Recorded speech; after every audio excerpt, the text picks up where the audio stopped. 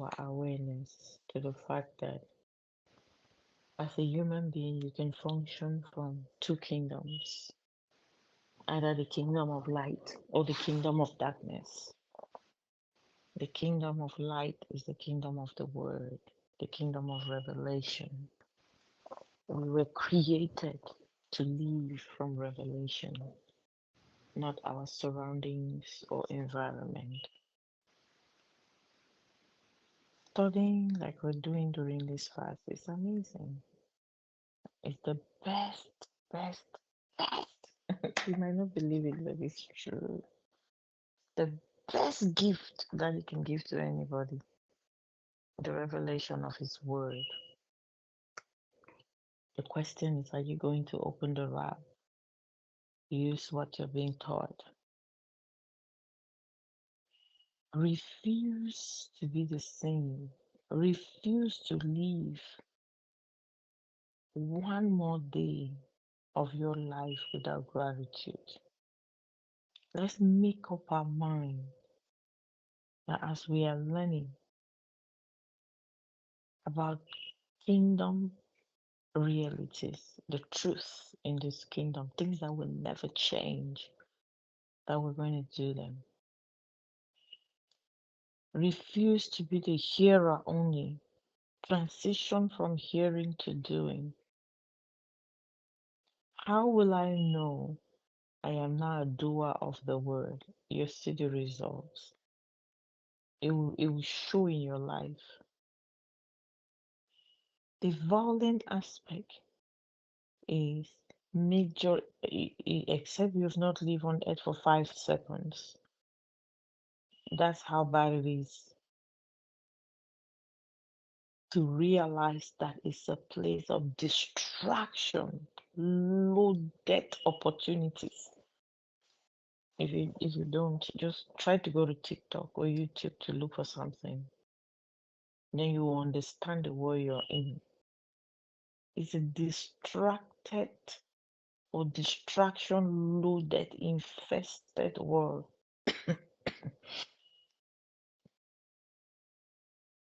Learning on gratitude is amazing. But this morning, I want us to develop the mindset of gratitude.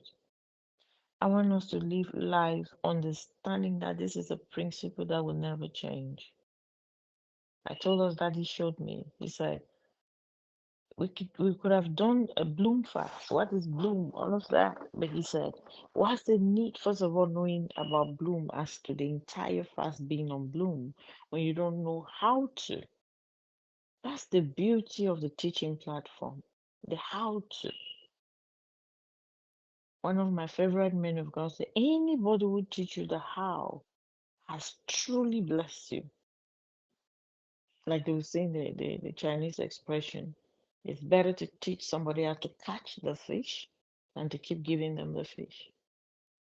We're living this fast with the how to bloom.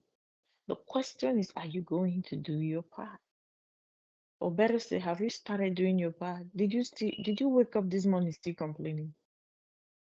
Then you need much more than help. You have to put in some effort as well. Looking at the man yesterday, looking at the scriptures yesterday, and looking at Jesus this morning, we can still conclude that gratitude is a personal decision. You have to make a personal decision as to this is the way I'm going to live my life. If you're listening to me and you're on Facebook, you will not hear me. So you better choose what you want to listen to. If you're listening to me and you're on YouTube or you're watching everybody's profile on WhatsApp, you will not hear. So focus on what I'm saying. It will help us. There is a part we need to play when we hear the word of God. You will not be able to walk in obedience of faith if you did not hear, because faith comes by hearing. Mama Ima, what are you saying this morning? I want us to leave here with a decision, with a will, a matter of choice, that I'm going to live my life based on the approach of the kingdom. the kingdom of light. There is a way to live life that you don't see shadows. There's a way to live life where you, before it shows up, you already know this craziness is coming because you live in light. There's nothing that can be hidden in light. And that's the kind of life that He created man to live on earth. Believe what I'm telling you, to live on earth. A life where you know what to do. A life where even if you don't know what to do now, you go to prayer, you will hear what to do. You hear that? It's not supposed to be complicated for anybody who lives in the kingdom of light. To the point where you say even the coming of Jesus would not take us by surprise, Minister Ivan. Can you believe that? That's how beautiful He has designed life for kingdom citizens or kingdom ambassadors. Now, this is why I'm talking. Do you know the kingdom of light approach is always simple, not complicated? It's not. Your body will thank you when you do kingdom approach to anything. The situation will change. Why is it that you can hear and hear and hear and don't do? Number one, distraction. Distractions, distraction, distraction. If you're focused and you hear from a heart that's ready to do, you do it. Which takes me to the next point, your heart. What's your heart posture like? There are people in the fast, half of the time, you're not afraid of God. You even come to prayer with noise. You're not scared. Jesus Christ. Even if you don't fear God, respect these people now. People wake up in the morning to come and pray. People leave other activities to come and pray at 11, and you come with noise. What's your heart like? It's strong, it's hardened. You have to let the Holy Ghost soften it. If you do evil, do wrong, and it's okay, you don't think you can do something about your heart, you're going to get in trouble, a bigger one. Am I that a prophecy? No, I'm just giving you a report card. If you're comfortable with stupidity, you're going to get in trouble. You're comfortable with evil. Except somebody's praying for you. That thing can hurt you big time. Why so wrong seeds? The heart. The heart. Some people have careless hearts. Yeah, I don't care. You don't care at this age? You know how many people's destiny are attached to yours? Say, no, I'm just 21. At 21, you know how many billionaires at 21 years old? You know how many people have invented things before they became 21? And you sit here talking like a mediocre. There are some here that are 45, 30, 35.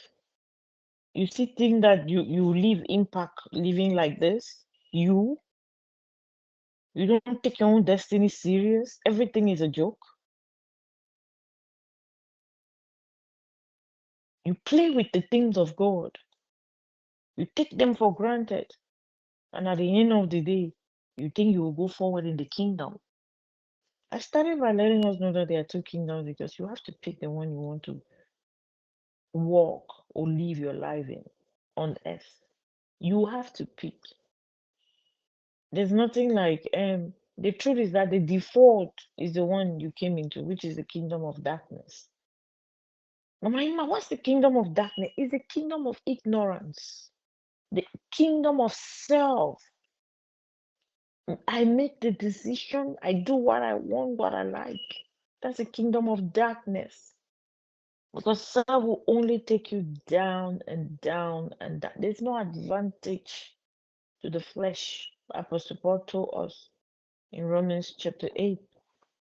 He if you live according to flesh, how I want, what I want. He say your report card is out. You don't need to look for it. I can show you. He say you will die. Means you spoil things around you. It means things will come to an bad in around your life.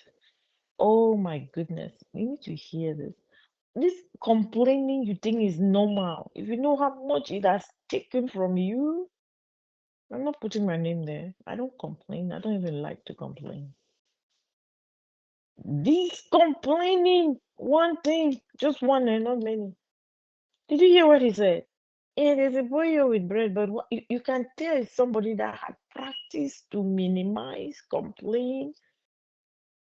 He's comfortable with just speaking anyhow. Even to Jesus. You know, one day I asked Jesus, why was your disciple talking to you like this? He said, get over it. He said, get over it. I choose them. I said, mercy. Jesus. Have you ever heard? Go and read your Bible. The way the disciples spoke to him sometimes, like they did not behave well. But Jesus never allowed that to move him. He had his focus. That's why I don't care whatever you do or say. Because I learned it from my big brother. This guy said, this is bread, but what is it? You're talking to the one that can turn it around. And you just spoke anyhow. How many of us have missed opportunities like that? How many? I was talking to somebody, I said, listen, the way if somebody they have a child that lives with them in the house, and that particular child started giving them a lot of distractions. And I said, don't forget you are a parent. You also have your own children. How do you want your teachers' children to treat them in class? I said, huh? I said, the way you treat this child in your house is an atmosphere you're creating. Oh, you didn't hear. I said, it's an atmosphere you're creating for your entire family. It's a shield you're putting. Let's take, for example, if your own child lives with another person and you live with another person's child, do you know how you treat that child in your house will affect the way they will treat your child in the other house? You don't believe that? It's true, it's a seed. Let's assume that they were not treating your own child well in this cover. And then you begin to treat the child in your house well and say, Father, this is my seed. You're going to determine how your children are going to be treated in that other house. Okay, our children go to school. Our children have jobs. Is it not true? How we treat other people's children will affect the way somebody else will treat our own child or children. Life is a seed. Believe what I just said. I said, this thing you're doing to this child, as they're telling me all the grammars they could say. And I said, no, this thing you're saying about this child, remember you also have children and they go to school.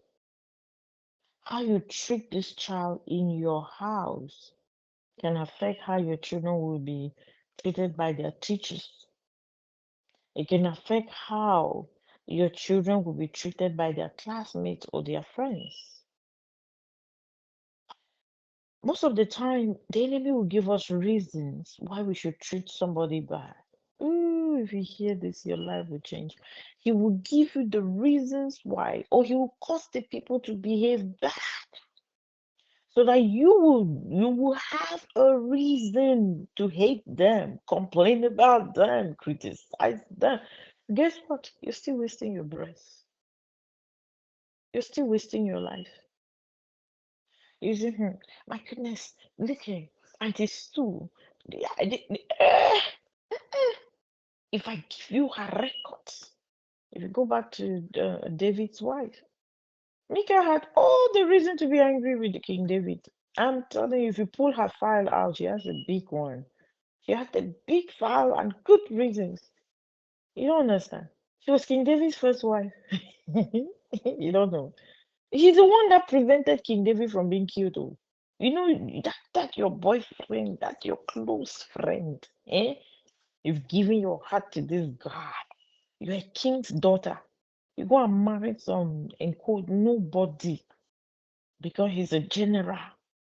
Ah, now the general becomes a fugitive. He's going and sleeping in caves and everywhere. And then your father too now, which is needing help matters. Take her and go and give her to another man. And I guess he was like, child, I finally found love. Love again. King David go and marry somebody's wife. A big girl. Say she have sense. Say King David. Handsome you. Why would you just marry some fine juicy girl that I can be learning and competing with her as my co-wife? You go and marry somebody's wife. He had all the rights to be bitter. I want you to see something this morning before we go. Change your mind, no. That's what I'm doing. I want you to change your mind with all this. And the way I'm angry with my father, I have reason. My mother was not there. We were brought up by our stepmother. I understand. You go and stay in Loliba. I beg follow the brother Mephibosheth and go eat. What's your problem? Jesus has invited us to a better table. Now, as if that was not enough, oh, David go and these have these are sweetheart David. Hey, go and marry somebody's wife again, impregnate her even before marriage. I said she had a foul. She was bitter. And she had a reason to be bitter. You know the one that me I don't like the most is that by the time David became king, he went and said, "Give my wife." He said, "I am the one. I paid too much bride price for this girl. Bring her. Send her back." Hey, imagine you're comfortable in your own, your new husband's home, enjoying your peace and living the in quote in Africa they say Chris man, the mad man, the stupidest man that cannot make decision well when it comes to women, right? And the man said, "Bring, give my wife back." And he said, if he doesn't, he will kill people for her sake. Quickly, they gave her back. Are you seeing her file? I'm making her file now. It's getting bigger, eh? In those days, kings do not wear linen. No. They don't wear anybody know Ngwashiba. Where somebody tell me a better word for it in English. They don't wear loincloth. They don't the picture is that King David never had anything on his chest. He just had something on his waist. And the thing he had on his waist, hopefully he wore a pant under. It was supposed to be a see-through. Hey, are you kidding me? Sure, sure. Okay. You all are not helping me in the chat. I should not be looking. Eh, that's her husband, her sweetheart. You know your high school sweetheart. Child. Now he's dancing in the street. Abigail said, no, no, no, no. We must address this matter. Is it Abigail? You know her name. She said, we must address this matter. I'm showing you that Satan will give you a file to complain. He will give you plenty of reasons. How can you just forgive your husband? That's why he's been doing. He has been a busy, yaga, yaga. This woman, you will never change. Bad something, bad okruka belt I carry called wife. He will show you plenty reasons to complain. He will give you a good file to complain. But remember where she ended. If we can learn from her, we'll be fine. All of this complaining don't take us anywhere. I'm telling you, you will see that the better decision is gratitude. The best choice is gratitude. You remember you forgave your husband in 2027, in 20, no, we're not in 2027 yet, and 2017. Mm. You forgave him this same attitude 5 months ago. He has done it again. She has done it again. This child is from hell. I'm showing you because if you leave it in the Bible, you go and be zuzuing meanwhile there's solution. For how many years will I be screaming at Serena every morning? Child, Father, I should have not even have a child. This girl is put your oh, close your mouth, close your mouth, close your mouth. Mm. How about when you want to say that, you say, Lord, I thank you. I'm a mother. Thank you for a beautiful princess. You can switch anything you want to complain about and give thanks. I can go on and on, but mindset, attitude, your heart needs to be positioned for gratitude. Because if you don't pass that one test, hey, I'm talking to somebody. No, I'm talking to me. That one person. That one test, you're going to keep doing it over and over and over and over. It's true. Is it with your spouse? Pass, oh, pass. What? That's one of the prayers we want to pray during this one. That I must pass this complaining test about this person. Hey, let me write my prayer point down. That's a prayer point. Lord, I must pass this complaining test concerning my marriage. I must pass it. Every one of us, you have that one area, that one person, hmm, that you always grumble and complain about. Am I? You're just saying all of these things. If it was my papa that born you, all this gratitude teaching, he would not even be teaching it, my dear. It is not about papa who born or did not born. It's a decision to go forward because the surest key to bloom is gratitude. And remember, this gratitude is not gratitude to God only. Because Pentarascus like shortcut. It's gratitude for your child that gives you headache. It's gratitude for your marriage that needs help. It is gratitude for your finances. At least you are alive. Hmm? At least you have $3. Maybe you have an account. Some people don't. Gratitude for where you are, for what you have. It's gratitude for the things that your mind is saying, no. We don't have time to give thanks for this one. Mm, that's where we show gratitude. I know you heard that.